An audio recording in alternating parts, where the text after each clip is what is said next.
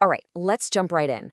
We've got an urgent briefing on a brand new, and I mean maximum severity vulnerability called React2Shell.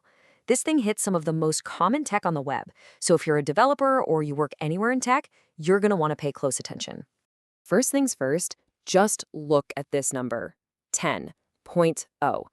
In the world of cybersecurity, a 10 is a perfect score for all the wrong reasons. It literally does not get any more critical than this. A score like this means you've got the perfect storm. It's easy for an attacker to use, they don't need a password, and it gives them complete and total control of the system. So what do we mean by complete control? We're talking about something called unauthenticated remote code execution, or RCE. But let's put that in simple terms. It means an attacker from anywhere in the world, without any password, can run whatever code they want on your server. They basically get handed the keys to the entire kingdom. Okay, so let's put a name to this beast. The security community has dubbed this threat React2Shell, and honestly, that name gets right to the point. As you look at these details, I want you to focus on those last 2 points. A public proof of concept already exists. You know what that means?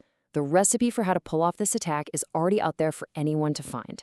And when you combine that with just how many websites use this tech, the chances of widespread automated attacks are incredibly high.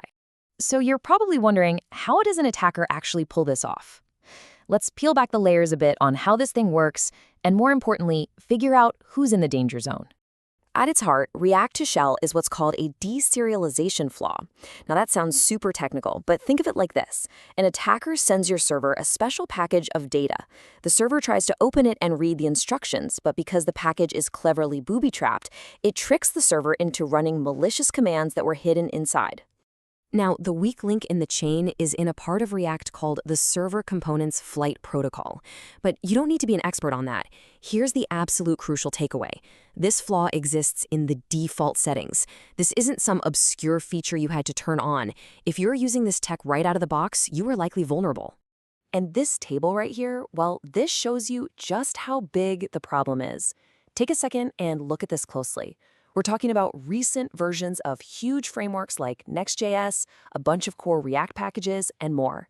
If you see any part of your tech stack on this list, it is time for immediate action. Seriously. So let's play this out. An attacker uses React2Shell and gets into your server. What happens next? What's the real-world damage they can do? Well, the fallout is pretty much a nightmare scenario. They can steal your data. We're talking everything from customer info and API keys to database passwords.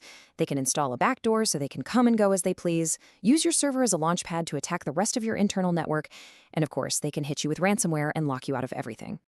Okay, that was the scary part. We get it, the threat is real. Now for the most important part of this whole briefing, the clear, actionable steps you can take right now to protect yourself.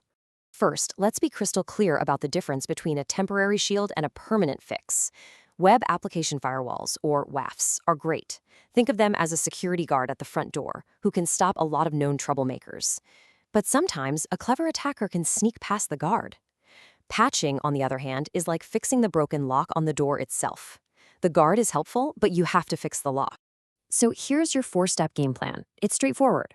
1. Identify which of your apps are vulnerable by checking that list we just showed. 2, and this is the big one, update your packages to the patched versions. 3, to be extra safe, detect if anyone's trying to attack you with runtime security tools. And 4, defend with that extra layer by turning on your WAF.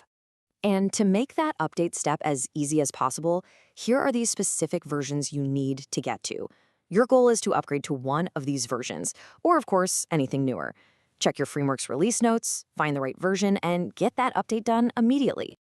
Look, if you only remember one single thing from this entire explainer, please make it this quote right here. I'm going to say it again because it's that important. Patching is the only fix, period. There are no shortcuts, there are no workarounds, you must patch. And that brings us to one last really crucial thought. You can and you should go patch React2Shell today. That's fantastic. But we all know this isn't going to be the last critical vulnerability we ever see. So the real question to leave you with is this. What's your strategy for catching the next big threat in real time before it ever becomes a headline?